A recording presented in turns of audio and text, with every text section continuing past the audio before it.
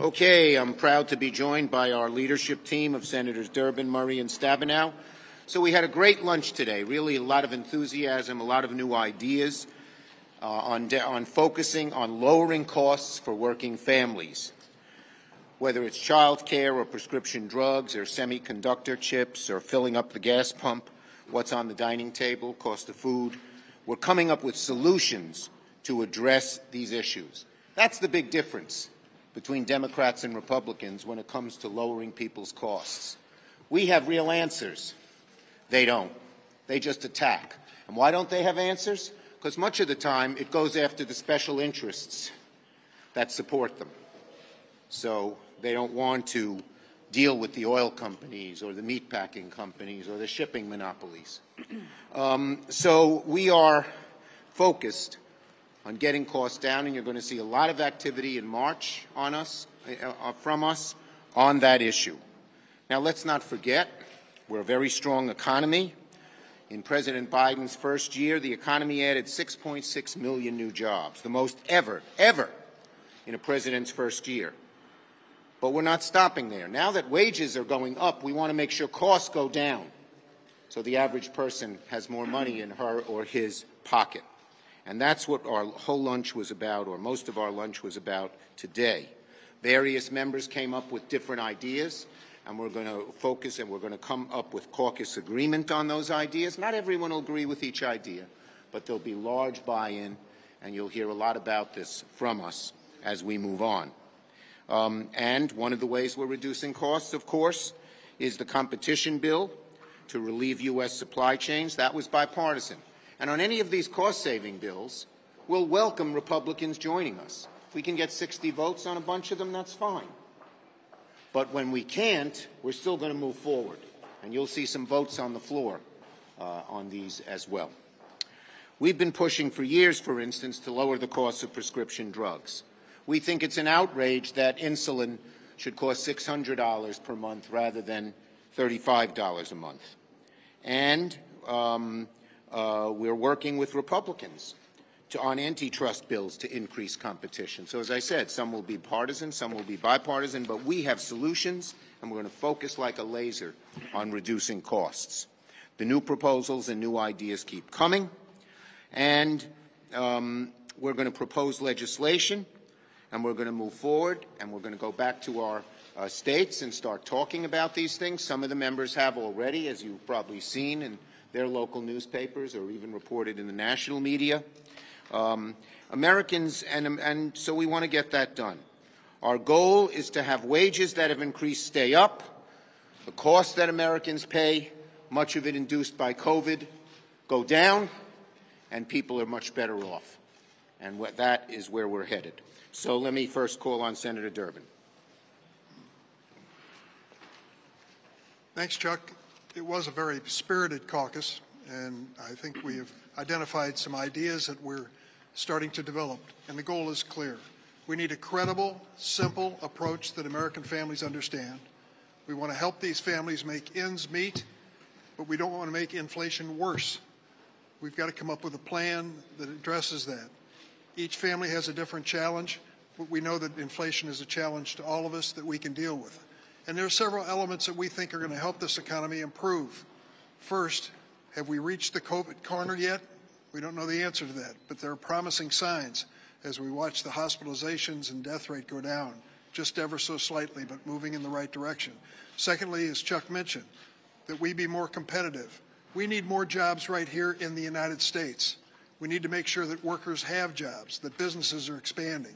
There are many exciting opportunities. Over the weekend, I was with Pete Buttigieg, Senator Tammy Duckworth, and Governor Pritzker in Normal, Illinois, and we were addressing the new Rivian plant and the impact on the economy of creating 5,000 new jobs in that community. Good American jobs making a product in America for Americans to buy. We think that's a viable part of Illinois' future and America's future. Let's find other opportunities to do exactly the same.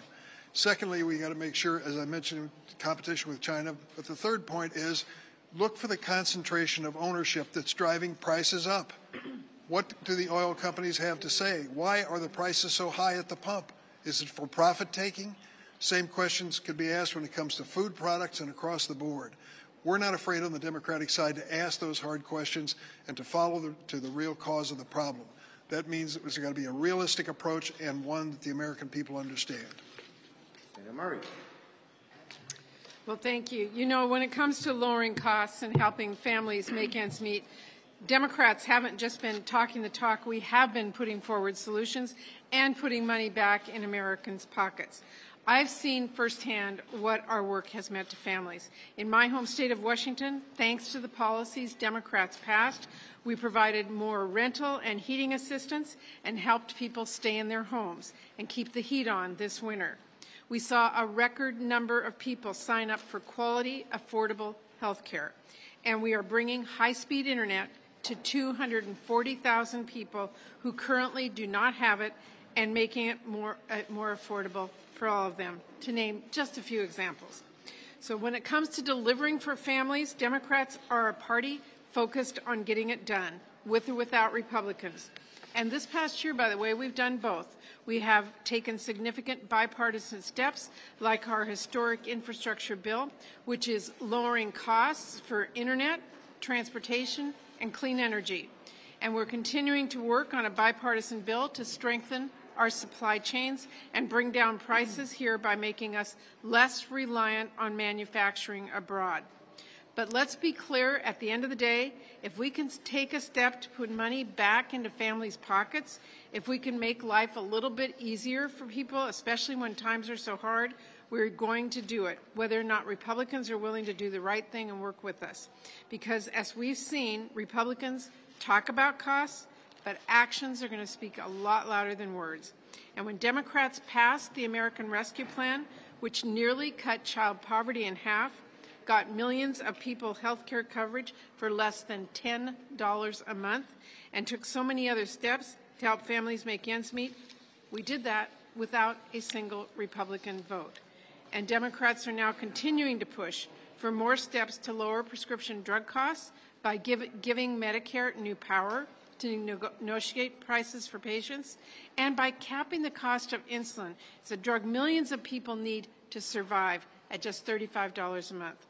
We're also pushing to support working families by ensuring every parent can get quality, affordable child care and early education for their children, and providing paid leave so it won't cost anyone anything to take time off to care for their loved ones.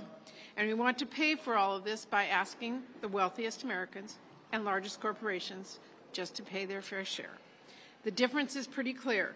Democrats are taking action to lower costs for families, and we have fully paid for plans to do a lot more. Meanwhile, I've heard a lot of talk, but no serious Republican plan to help lower families' costs moving forward. If Republicans want to show families they are serious about helping people make ends meet, our doors are open. I hope they choose to work with us on what we see as clearly serious problems. Thank you. Senator Stabenow. Thank you. You know, this last year it really was a headline of Democrats deliver, but there's more to do, and that's what we're focused on for the coming year as it relates to the costs that families are feeling every single day.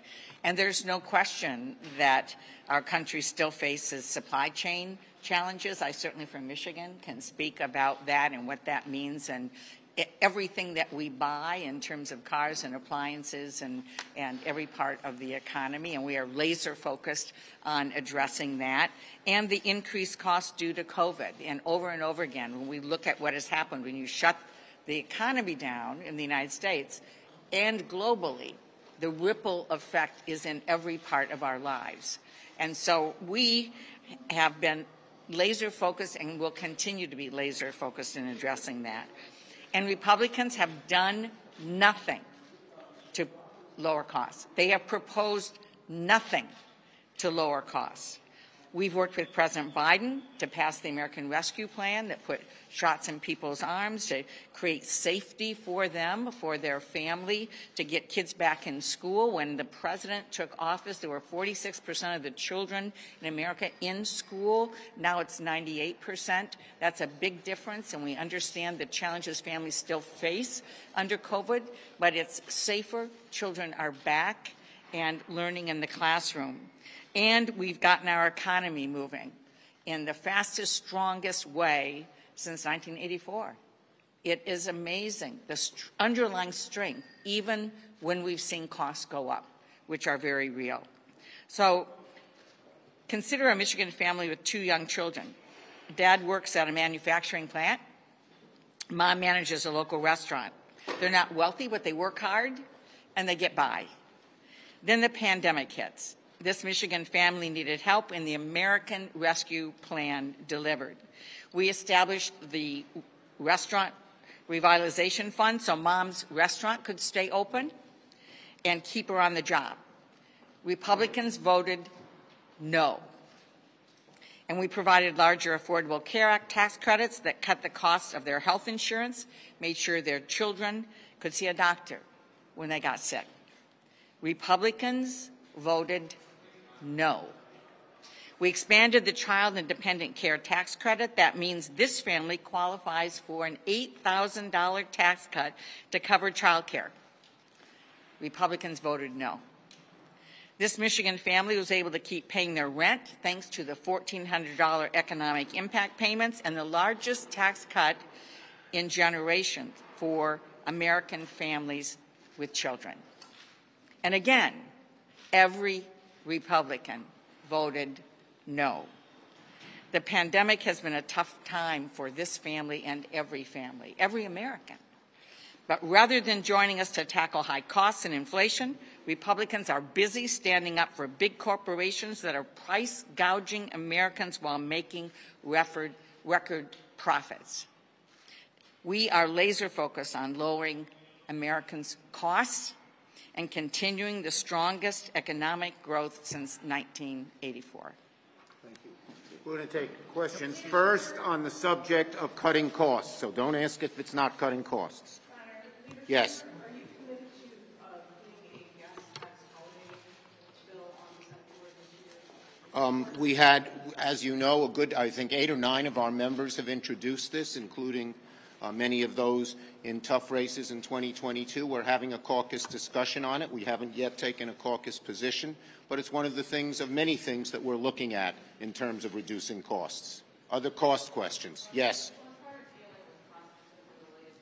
You got to talk a little louder. In respect to costs related to COVID, has the administration put forth any reflection? Okay, that's not a cost question, please. I'll get back to you, but I asked on costs. Some of the ideas you mentioned, like that lowering the cost of insulin, are part of the Build Back Better bill. Do you see this going to reconciliation, or do you talk about separate efforts that would be regular? One is not a substitute for another. In March, the committees are talking. We're having lots of discussions with individual senators to get Build Back Better moving again.